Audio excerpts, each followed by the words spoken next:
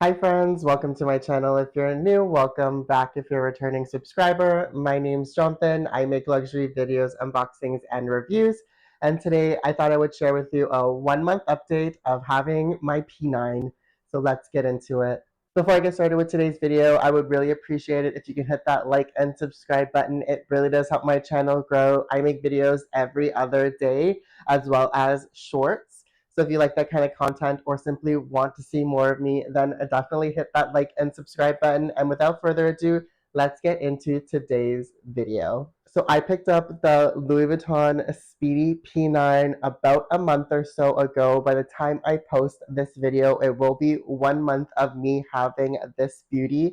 And so I got it in the size 25 in the classic monogram color. If you missed my unboxing video, I will leave it linked down below.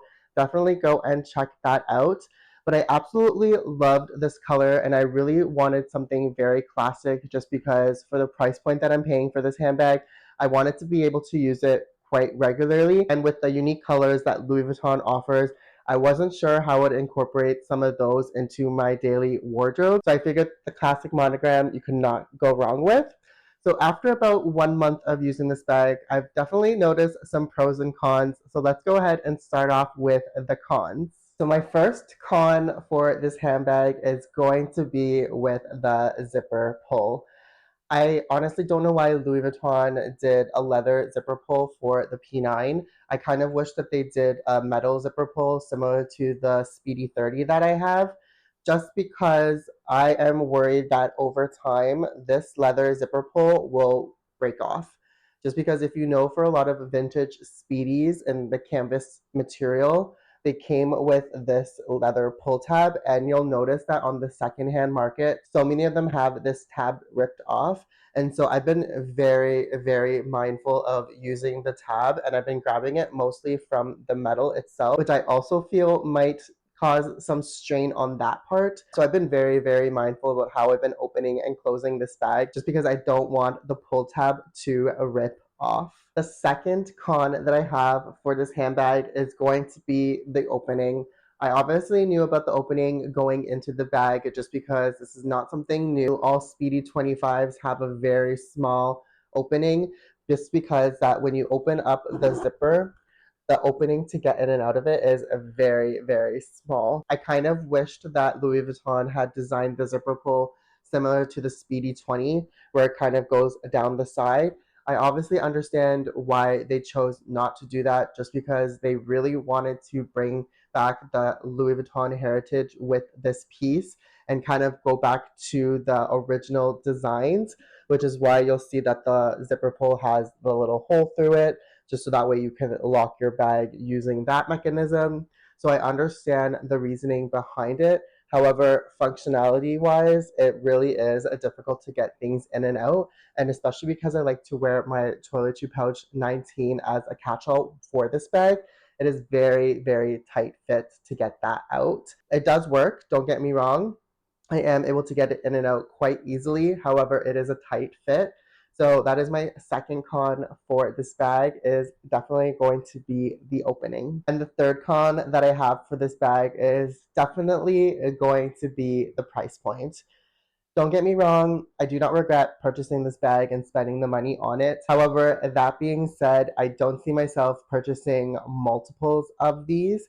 I probably would start entertaining the Speedy Soft if I kind of wanted that slouchy look, or going with a lot of other Louis Vuitton leathers such as Empreinte. Just because, as much as I love the P9 leather, $14,000 for a handbag is crazy, and we are getting to Hermes territory with that kind of pricing. And I am not an Hermes girly. I do not plan to start an Hermes journey. So I'm perfectly content with my Louis Vuitton journey. However, as much as I love this bag, for the price point of it, I'm not necessarily sure if it is completely worth it. At the time of purchasing it, definitely is worth the price point. However, right now, after using it for a month or so, as much as this bag is gorgeous, I probably would not be having a full-on collection of P9s and probably only have one or two in my collection, if that. but I'm definitely happy that I was able to even get one to begin with. As a Louis Vuitton collector, I feel as though having one is just essential. Okay, so now getting into the pros. Obviously, there are going to be a lot of pros, but I'm going to narrow it down to just my top three.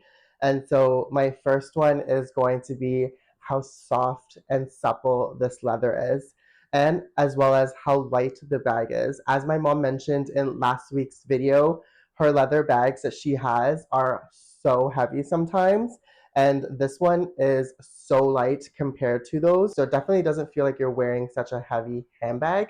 And I just absolutely love how soft this leather is. I find myself sometimes just like sitting and feeling my bag, and I have to like be mindful about that just because I'm literally just sitting there and like feeling it and just appreciating how soft the leather is.